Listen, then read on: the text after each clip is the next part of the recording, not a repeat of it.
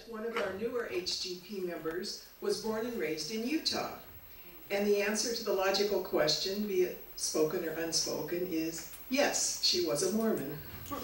In fact, she is a great-great-granddaughter of Brigham Young. After graduating...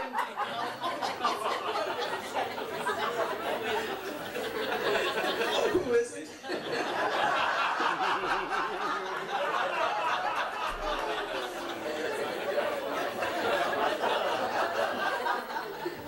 After graduating from college with a BS in psychology and a minor in English, she stayed at home to raise 7 children, 2 of whom were adopted. Over the years, she has worked as a substitute teacher, legal assistant, and office manager for the family construction business. In addition, she sold real estate, which probably led to her managing rental properties today.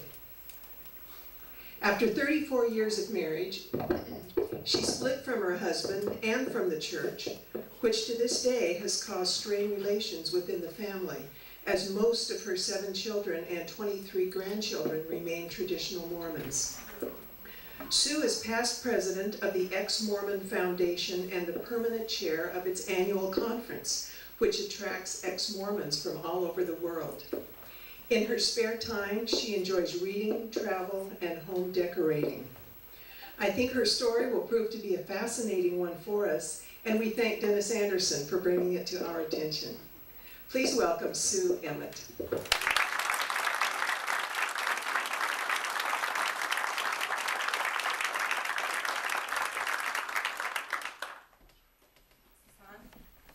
Can you hear me? Yeah. I have to correct one thing. I wasn't born and raised in Utah. I'm a native Oregonian. Born in Portland and grew up here and have lived in Oregon most of my life, except for my most regrettable years going to Brigham Young University in Utah. The first time I came to this group, which was about 4 months ago, whenever the article in Oregonian was, that's what alerted me to the group. And we were asked, the question, how did we get here? When it was my turn to stand up, I don't know why, but just this thing came into my head and I said I had a revelation. And, I've thought about that since, and as I was putting this talk together, I thought, that came out of a very core part of me, which you will understand better as I get further into this talk. In regards to questions, I'm a Nazi about that kind of thing when I talk, so I'm going to speak for a while and then break for a short amount of time for some questions, and then there'll be questions at the end. But for the most part, I am going to ignore any hands that come up because I want to get through my material, and hopefully there'll be plenty of time at the end and in the middle for questions. Before I start, I would like to get a feel for the group, though. I'd like to ask how many of you have either family members or close friends and acquaintances who are believing, active, attending Mormons?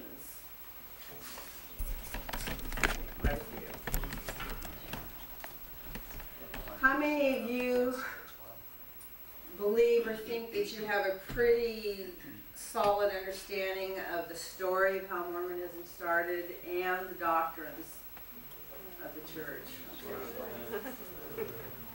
And if you're willing to expose yourself, how many of you were ever and are no longer active in the Mormon church who are here today?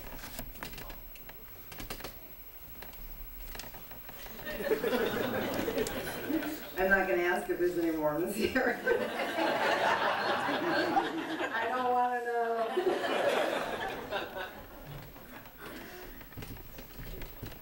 I think the thing that I want to make sure, and I tried really hard as I put my remarks together, is to not come across as someone who is here to bash the Mormon church or to criticize it, or to come away with you having, a bad taste in your mouth about the church.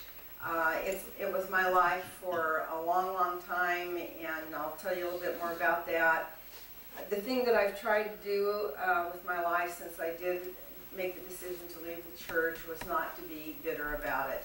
And there are things that I will explain to you that do tend to make a lot of people who leave the church feel that way, because, particularly because of the family dynamics that are involved. But I don't think that I can be credible to you today in what I tell you about Mormonism unless I tell you a little bit about my background. And it is true, I am a great-great-granddaughter of Brigham Young, and it is true there's many of us. The only thing that makes my story, for me, a little more special, I guess is the word I would use. My great-great-grandmother was Brigham Young's first polygamous wife. And she was the one who basically ran his major homes in Salt Lake City and lived, his wives were spread all over the state. She lived there, and when he was governor of the state, she was the one who was the hostess in his home when people would come to visit.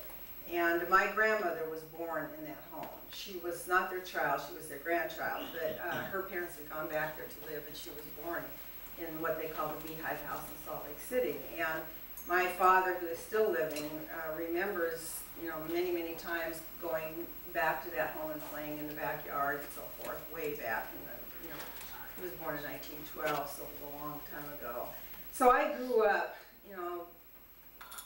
having that history and that genealogy and kind of that myth of Brigham Young and how important he was, as not only part of my religious background, but definitely part of my family heritage.